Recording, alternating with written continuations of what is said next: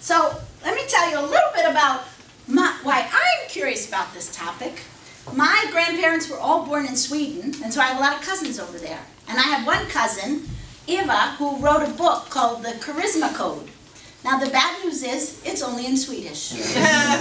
So I'm sorry, we will be looking at that today. But she did research for like the past 5 to 7 years, studying for days and days in libraries videotapes of charismatic people to try to break down the elements of what makes somebody charismatic.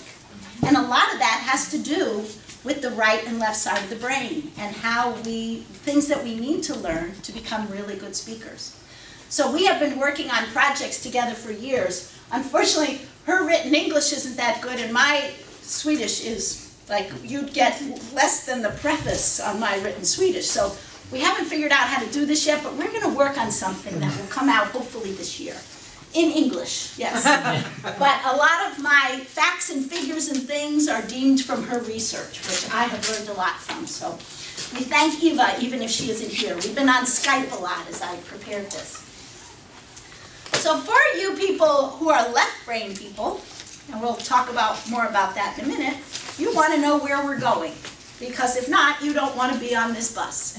Because that's really important to left brain people, to kind of know here's the direction we're going and here's what I'm going to get. So we're going to talk about mirror neurons. Who's heard of mirror neurons? Raise your hand. A few of you. Good. And it's very exciting that the rest of you haven't, because this will be new information that you'll be able to use.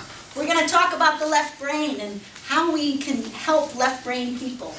We're going to talk about using imagery, and that there are different types of imagery. There's imagery like visuals, and then there's comparisons and metaphors, which are images that we make up with words, so that you can still get the brain to have images, but it's like the concrete image versus the image that you plant in the brain by talking about it.